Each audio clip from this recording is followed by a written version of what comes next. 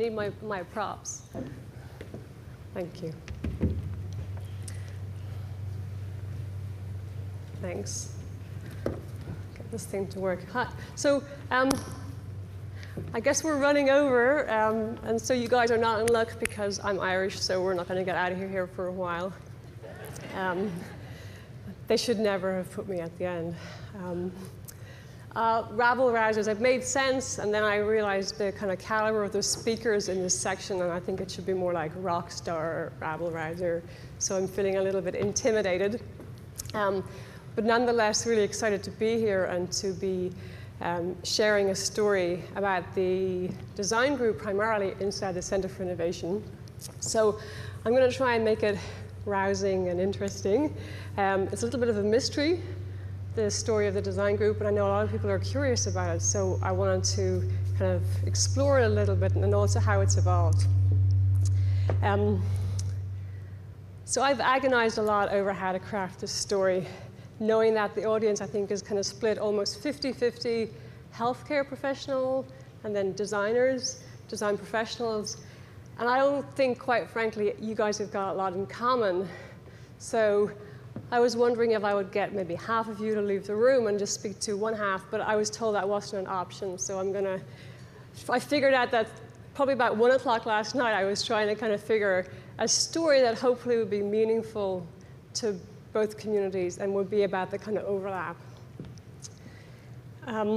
So really, really quickly, I'm just going to tell you a few things about myself. I've worked in design research for 17 years. Started out in Palo Alto, where Haley's from. Worked at a research company there, Interval Research. Worked for the Department of Defense. Worked for Motorola, and then after that, MIT Media Lab. So this is the 5th innovation group that I've worked in, and the 2nd that has been focused on healthcare. I joined the Center for Innovation 2.5 years ago, and to run the design group. And I think it's been a really interesting 2.5 years. We've really evolved a lot. I think we're kind of getting greater clarity around the role of design in Mayo, but just in healthcare in general. And I think that we're discovering what was originally maybe anticipated by the institution in terms of us coming in is changing, but I think in a more meaningful way. So I want to tell you a story, and I want to set the scene to make it as dramatic as possible. So for about 200 years, cast your minds back, modern medicine, which is kind of like the little sister of modern science, has been driving towards even sharper and sharper focus and increasing specialization. We here at Mayo Clinic have hundreds of specializations or specialties, and within that they break down into even more subcategories and subspecializations.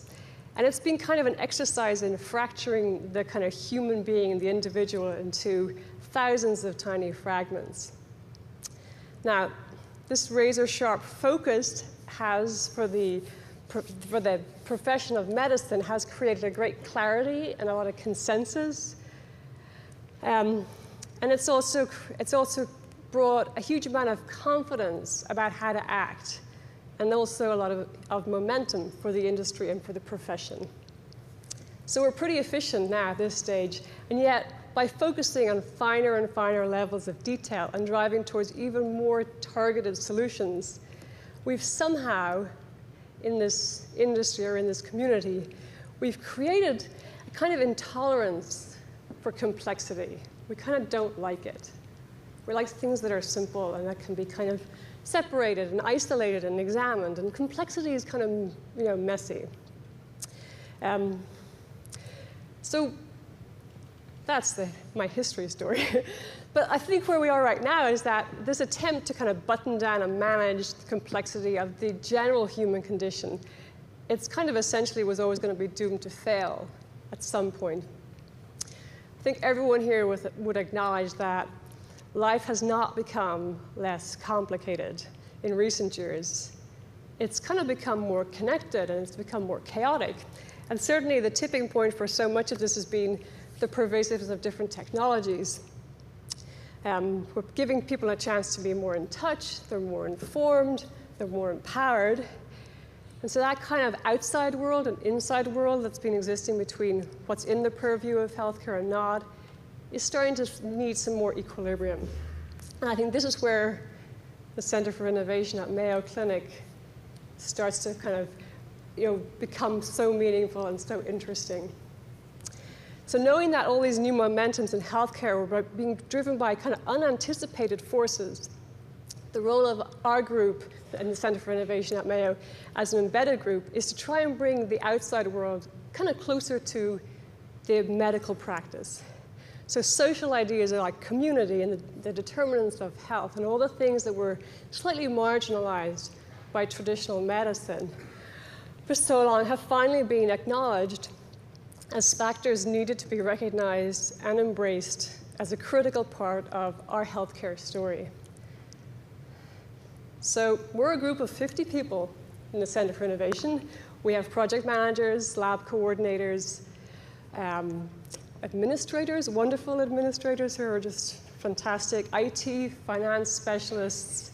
The design group that I work with, and I'm very proud to run, is 11 designers with an incredibly diverse background: research, architecture, product design, fashion, graphic design, and a lot of experience in education. In the 3 years since the Center was born, or founded, I guess, we've worked on 76 projects. We have 25 of those are currently active. And just to give you a sense of the kind of range and the scope, we've worked on things like home screening tests for cancer tests, colorectal cancer, and right now we've been asked to think about a radical redesign of the entire outpatient practice. So we're really, really lucky the types of things we get to work on, and the kind of variety is really interesting. So people ask us a lot when they come here, because that's how we meet people, is when they come here. What's so special about being embedded, or what's so different about being embedded? And I think in a word, everything. I mean, I can't describe it. I can't emphasize how unique that experience is. I think in healthcare, nothing is really as it appears. It's kind of like a mystery. Then you've wrapped up in like a riddle, and then you tie it with the big curly ribbon of acronyms. The obvious things aren't always obvious, and the little things are often way more important than the big things. If you think you understand it, you can just wait about 30 seconds and look again. Healthcare is full of contradictions and tensions. It functions through standards and protocols and pathways, but they kind of float on top of a sea of complexity. So I think we in the design group think this is the perfect design challenge. We love it.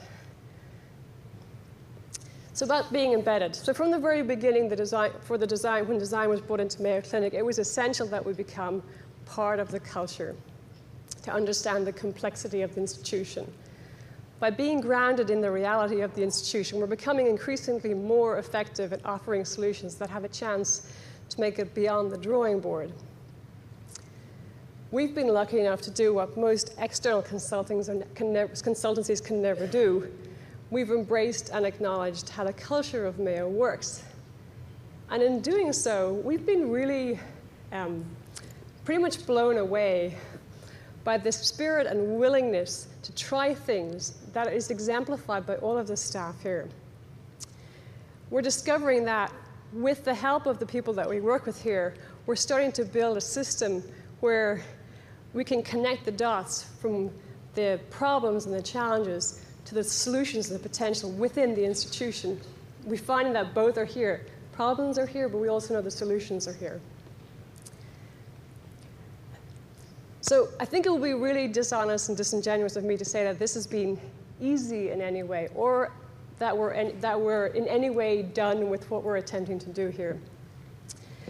We've made a lot of mistakes along the way, and I think we're going to continue to make them.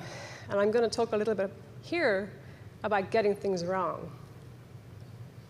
So this one's a cautionary tale primarily to the designers in the audience who are planning or hoping to make a career in healthcare.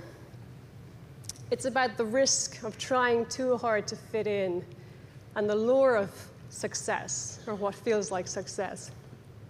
In the early days of the design group here, we fell into what seemed like a really obvious trap now. In looking for ways to relate to the scientific community that we were joining, we strove to appear really rational and kind of logical, very methodical, and even scientific in terms of the way we worked. We pondered questions about truth and proof in our work, and we wondered about how design evidence would stack up against scientific evidence. We did a lot of agonizing about the puniness of our sample size when we did our research. And yet, we really wanted to argue for the importance of qualitative data. So along the way, we created oxymoron after oxymoron in every vain attempt to appear scientific.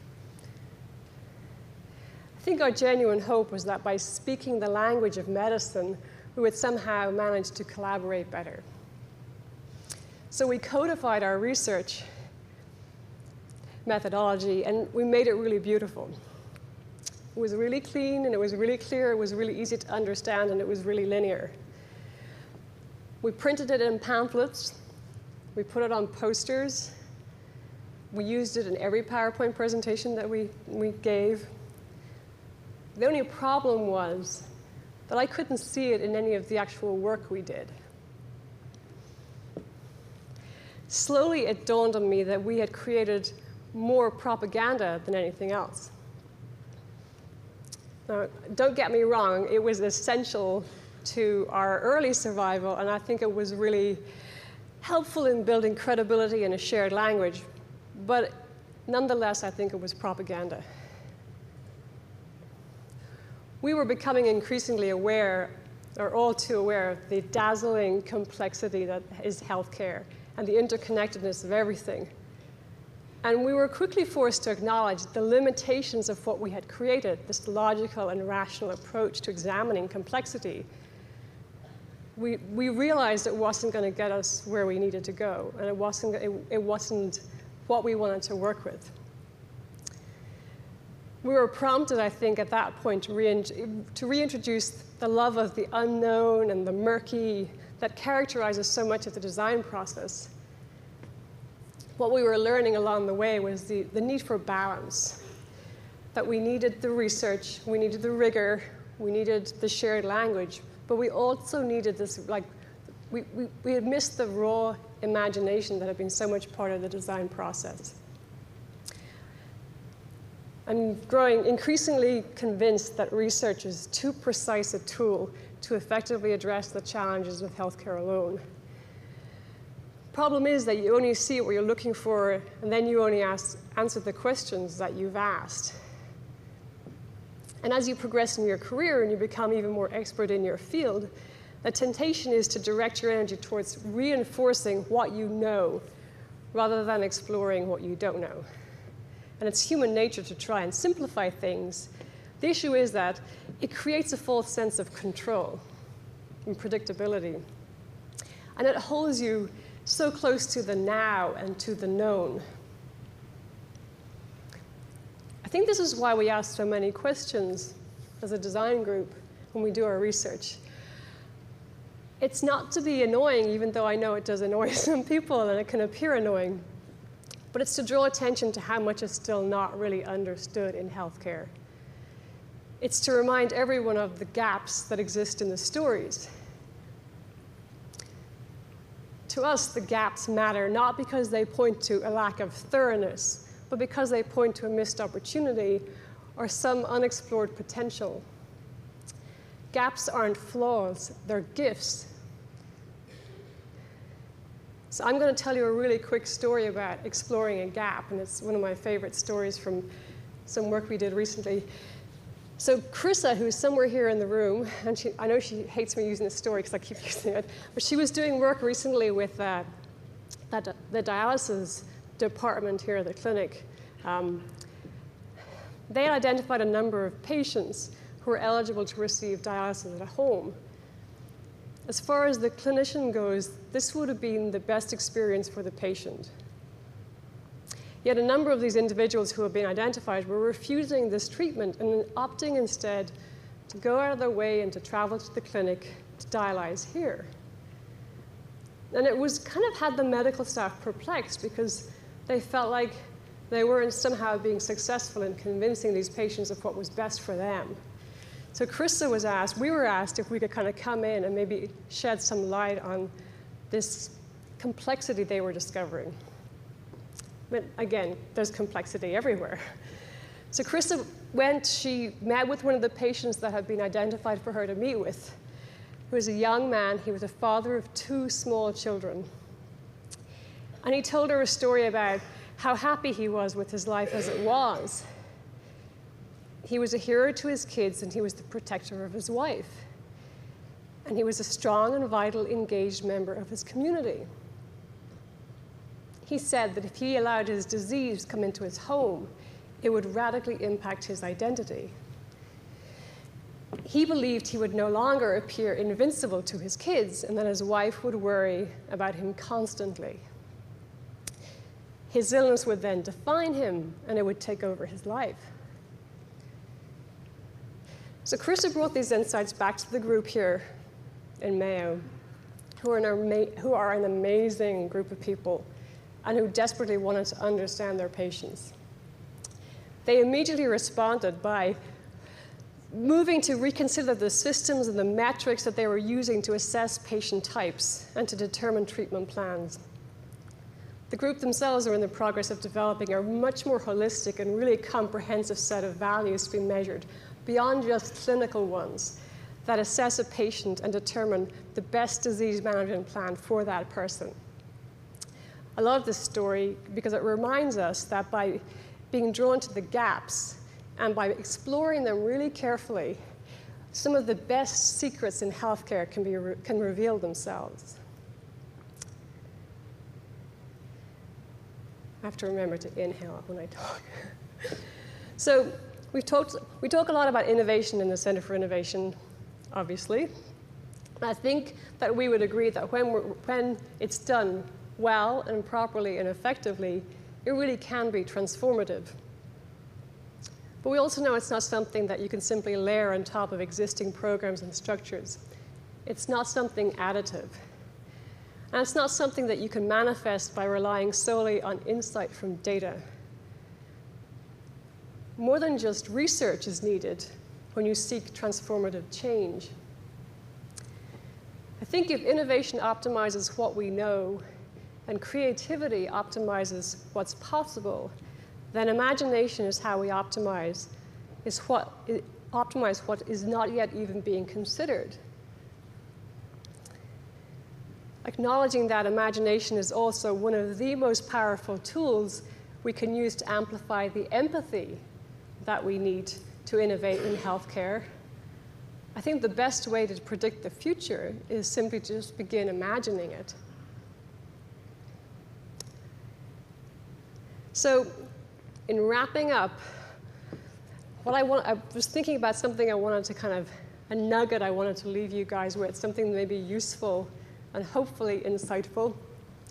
And I've been playing around with an analogy with some people in the group, and I'm going to try it on for size here.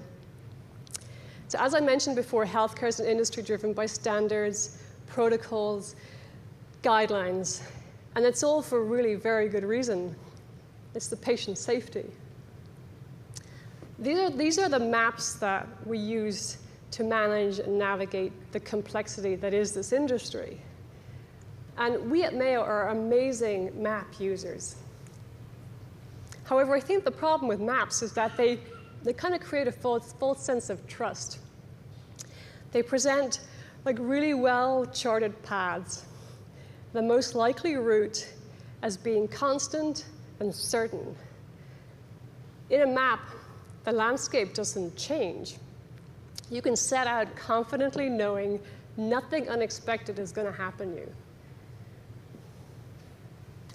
After 17, I wrote 18, but it's 17, years working in innovation groups, I know only too well how much people love maps. no matter what the industry or the context. People love the idea that with enough effort and energy and smart people in a room and resources, the future can somehow be anticipated. I would warn that getting too caught up in developing a map is a dangerous preoccupation. I think what we might need in healthcare is more of a compass and not a map. What I really like about a compass is that you set a general direction that is known to be true. This can be a North Star, but it can also be a really well articulated and hopefully loved vision. So you have your compass and you set out on your adventure, using local data to help you determine the best route. You might stop along the way and notice alternative paths, and that's good. You might also stop and ask directions, and in doing so, learn something that we urgently need to change course due to very recent shifts in that landscape. With a compass, you pay attention as you go. You're more aware of what's happening around you, and because you're aware of it, you can respond to it. And even if you get a little bit lost, it's always easy with the compass to find your bearings. We have confidence and freedom to explore when you use a compass, knowing that the only knowledge of the future that you ever really need is that vision, is that North Star. I think a little bit in the Center for Innovation, we're trying to design that compass. I think if we can, for Mayo, I think if we can provide it to every single person in the clinic, they will have not just the confidence, but the curiosity needed for us all to navigate our future together. Before I stop, and I don't know if I'm on time or not, I wanted to thank some people here at Mayo for the opportunity for myself and my group of design colleagues to be here and be working on these problems with them. I think if anyone here is looking for the real rabble-rousers in the room, where's Barb and Nick? I think they're over there. I would look no further than leadership of Mayo Clinic. And I truly mean that. They're the real champions of radical, disruptive thinking in healthcare. By giving design and designers a seat at the table and the kind of space to be kind of contrary and provocative, they've shown how open they are to challenging the status quo. I think I'd like to give them a round of applause.